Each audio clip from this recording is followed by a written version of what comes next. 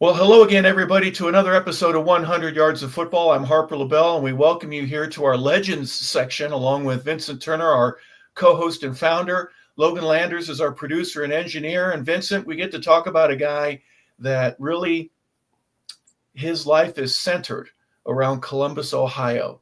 But before we do, I want to wish you a Happy New Year. I hope a Merry Christmas. You get to come back for the first time since you got to visit your family and friends there in Memphis. But here it is, New Year's Eve day, and I know there's football abounding, but what a way to talk about a two-timer, a guy, the only one that two-time with the Heisman Trophy. But Vincent, first and foremost, welcome back, and today we get to talk about Archie Griffin. It's great to be back. It's always an honor and a pleasure to be blessed here on 100 Yards of Football. Glad to see you, King. You did an outstanding job when I was out last week. I thought you was flawless. I wouldn't expect nothing else from you. Right now, I think college football is in a good state with the college football playoffs. And the reason I pick Archie Griffin, because back in the mid-'70s, you know what he done at Ohio State. When you think about Archie Griffin, you think the centerpiece of college football and the most popular player in the history of Ohio State football. Back to you, Harp. Well, not only popular, but really a record breaker that wins the Heisman Trophy his junior year and his senior year. Obviously, there's a little bit of controversy regarding the 74 because Anthony Davis at the University of Southern California had a fantastic last game, but the vote had already been cast. It had been done that way for years because guess what? There were only 10 games, and then there were 11 games. And so they did the voting at the same time that they would have for 10. But long story short, is he ends up winning 2 Heisman trophies, and we're going to talk about that. But born on August 21st, 1954, at Ohio State University Hospital, one young Archie Mason Griffin is one of 8 children in the Griffin household. His father, James, had played football, and he was a boxer younger in his life. But he was working in the West Virginia coal mines and decided to move to Columbus. And what a difference it made for the Griffin family. At one point, James had 3 jobs that he worked almost 20 hours a day in order to support his young family. But the older brothers, especially for young Archie, were very influential. When he was a kid, they had a little family grocery store. And Archie would spend time after school in the grocery store. And like any kid, he would start eating candy. He'd eat some of the food that was laying around, and he would indulge. And he got the nickname Tank when he was a young kid because he was a little heavy and he was a little unathletic and probably not liking it. He played football. He was a fullback when he was playing in those early Pop Warner days. But he decided one day that he wanted to be more like his older brothers. And so he trimmed down on the food, he trimmed down on his weight, and he started working out. He was lifting weights, he was doing jumping jacks and push-ups, and he started to run. And run he did for the rest of his life. Archie Manning was a great runner. He ran the 400 and the 800 when he was in elementary school, and he ended up getting to be so good at football that when he showed up at Eastmore High School as a freshman, he asks his head coach, whose name was Bob Stewart. He says, "Coach, what do I need to do to be first string?" And Coach Stewart said at one point, he goes, he already had everything that he needed. He was strong, he was powerful, he was fast. I would have loved to have played him as a freshman, but he ended up on that freshman team. But as a sophomore, that's when things started taking off for Archie Griffin. As a Warrior, he ended up in his very second game that he played, a 75-yard touchdown. He had a big play, and life was starting to change for this young man. His speed, his power, his endurance. He's only 5'9". He weighed about 185 pounds at the time, so he wasn't the biggest guy out there, but he was one of the hardest runners. And his coach would say that, man, as we went through those 3 years with him, I would be looking for any one guy that could tackle him because it usually took more than 2, and sometimes it took 3, even in practice. His sophomore year, he gained over 1,000 yards. His senior year, his sophomore year, he had a couple of big plays and he got to start. His junior year, he had over 1,000 yards. And going into his senior year, 1,787 yards, 29 touchdowns, and he helped lead his team with 267 yards in the championship game. to a city championship with a broken foot. He played his last 3 games with a broken foot, but his coach didn't want anyone to know, so they kept that hidden. Nobody knew except for Archie, the coach, and maybe a couple of the players, and I bet your mama knew a little bit there at the Griffin household. But he ended up high school 3,387 yards in 3 years. He had 47 touchdowns, and he had offers, Vincent, from just about every school in the country. Over 150 schools wanted Archie Griffin to play college football for him. Out of all those schools you mentioned, the most impressive school was the Naval Academy. Loved them, wanted them. But like you said, Mom said, no, you my baby boy. You're not going nowhere. I need you to stay here in Columbus, Ohio, and play for the Ohio State Buckeyes. To the Buckeye Nation, my first knowledge of Archie Griffin, I was a 7th grader in the 901, Memphis, Tennessee, attending Longview Junior High. And I used to watch college football every week. And I remember it was the first year of 1972 when the freshman eligibility was back in the focus. And they kept talking about this freshman running back and made his first career start at the Ohio State Buckeyes. And he had 239 yards against the University of North Carolina. Now, I thought about Archie Griffin. I said, that's pretty impressive for an 18-year-old young man. But I did not see what was coming the next 4 years for him. Played in 4 Rose Bowls, 3-time Big Ten Offensive Player of the Year. Player of the Year. And the only 2-time Heisman Trophy winner. But the greatest thing in life is when somebody else speak of your accolades. We know about Woody Hayes, how respected he was in college football. And Woody Hayes was one of them coaches that it took a lot for you to really make him really appreciate you as a player. And I keep remembering the words he said about Archie Griffin. He said, hey, he's the best football player ever coached, the greatest football player ever seen. But the great Woody Hayes said he's a better person. And then you think about his skill level.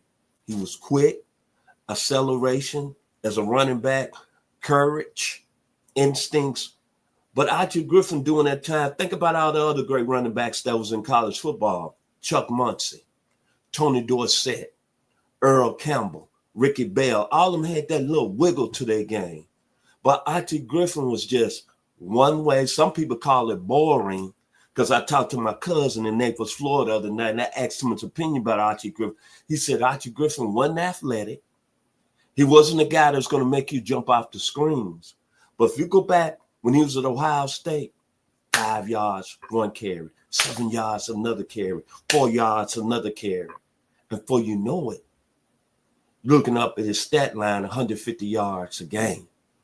And then, of course, you have to be appreciated to see him playing in the Rose Bowl January the 1st for 4 straight years. That's an accomplishment a lot of football players don't have in their resume. And probably that's never going to happen again in a 2-time Heisman Trophy winner. But the most important part about Archie Griffin that I really like about him, I don't know any running back that's had 31 consecutive 100-yard games. That's very special at another level.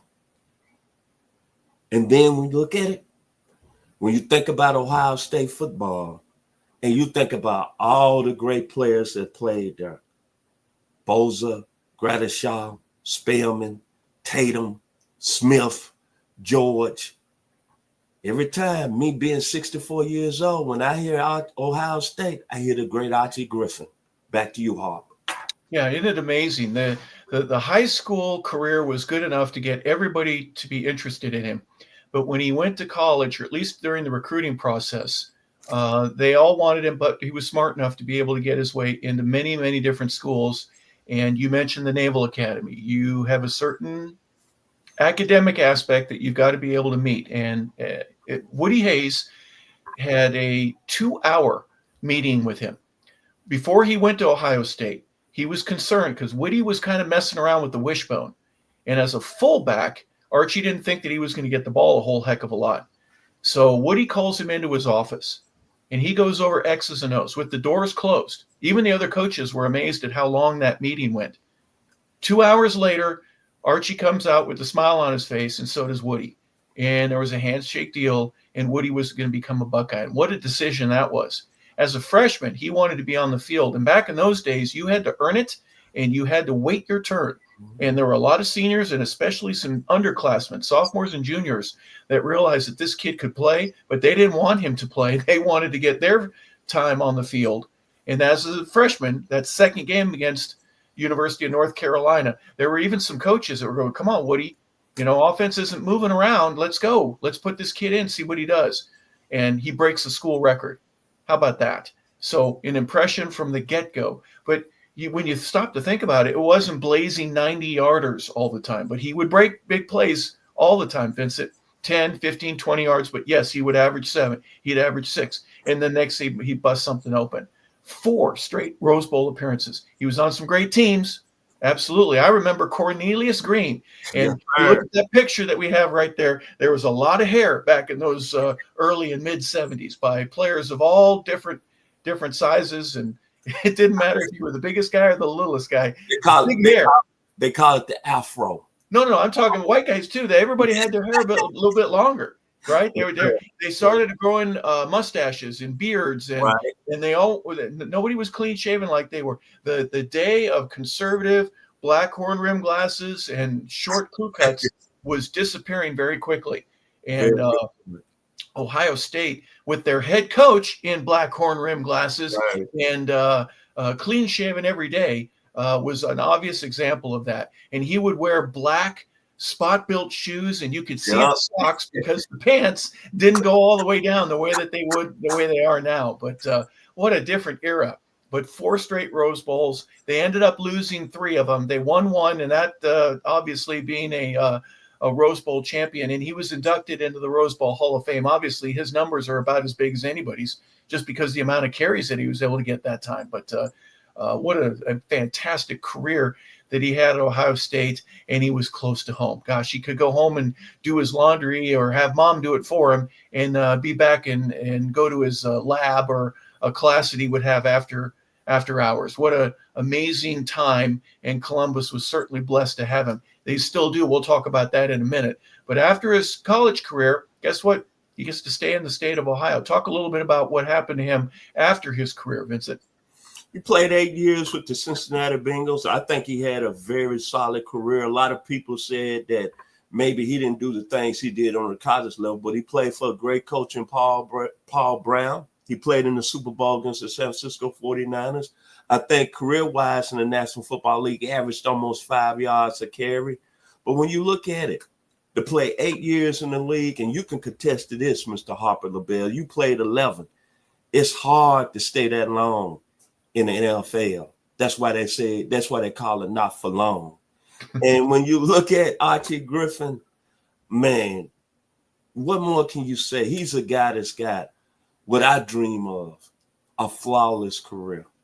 You play at your home school in your home state. You have a great career there. You play in the home state of a professional football team, not far, Cleveland, Cincinnati, not far in distance.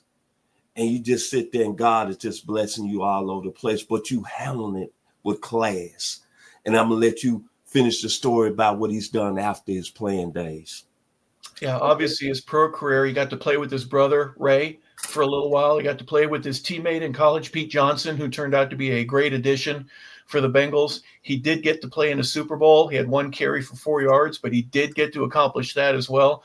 So an amazing career that he had, both in the National Football League, obviously collegiately, and then at the high school level as well. Going back to some of the honors and accolades that he had, he's the CEO of a company that was it produced shoes. It went under, and they had some financial difficulty, and he learned a valuable lesson that you don't need to grow until you have the ability to do so. He's a board of directors for a insurance company with Abercrombie and Finch. He's a board of director with the College Football Hall of Fame and the National Football Foundation. He co-owned the Dayton Dragons, a minor league baseball team. They still play at Fifth Third Field, along with some guy named Irvin Magic Johnson. So his friendships that he has carried on, obviously, beyond football. He is a part of the Ohio State Alumni Association, and he speaks all the time to the football team before games. He's obviously a mainstay there at Ohio State University, and a guy that has had a heroic lifetime around the game of football, and especially at the collegiate level there at Ohio State, the only two-time Heisman winner. Before we get to final thoughts, I want to go over just a couple of the things that he was able to accomplish. He was a first-round pick, the 21st overall in the National Football League. But let's be candid, his college career is certainly the reason that we're talking about him today. Two-time Heisman Trophy winner, period. 1974-75, period. Maxwell Award, Walter Camp Award, Sporting News Player of the Year, the UPI Player of the Year, the Chick Harley Award 2 times on all of those. He was a unanimous All-American in 1974 and 1975. He was a first-team All-American in 1973. So from his sophomore year on, he was an amazing football player at the Big Ten level. He was the most valuable player of that conference 2 times in 73 and 74. And he was first-team All-Big Ten in 73, 74, 75. His number 45 has been retired at Ohio State University. He is the first to have that honor. He is a member of the College Football Hall of Fame. He had 7 rushing touchdowns and 6 receiving touchdowns as a member of the Cincinnati Bengals. He is Archie Griffin. Any final thoughts before we take off here, Vincent? There was a band back in the day, a musical band. Their lead singer was Leroy Bonner, a.k.a. Sugarfoot. He was from Cincinnati, Ohio, and he loved Ohio State football. And the Ohio Players was the name of the band. They was very strong during the mid-70s. Yes, they were. And he made a song about Archie Griffin when he was at Ohio State. And it went like this. O-H-I-O. Ohio. Ohio. Outstanding football player, one of the best that's ever done it at the college football level. My final words about Archie Griffin. What a player, man. Back to you, Mr. Hopper. Well, we're honored to be able to talk about him today.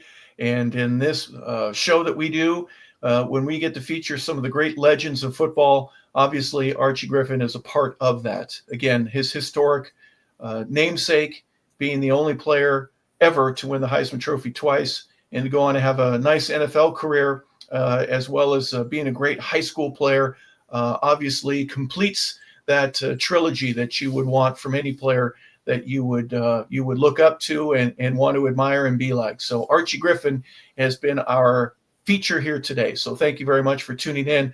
For Vincent Turner, our co-host and founder, for Logan Landers, our producer and engineer, I'm Harper LaBelle, wishing you a fantastic new year, everybody. I hope 2024 was a great year for all. And if it wasn't, let's make 2025 even better. But thank you for being with us with 100 Yards of Football. This is the Legends Edition. Have a wonderful and fantastic day.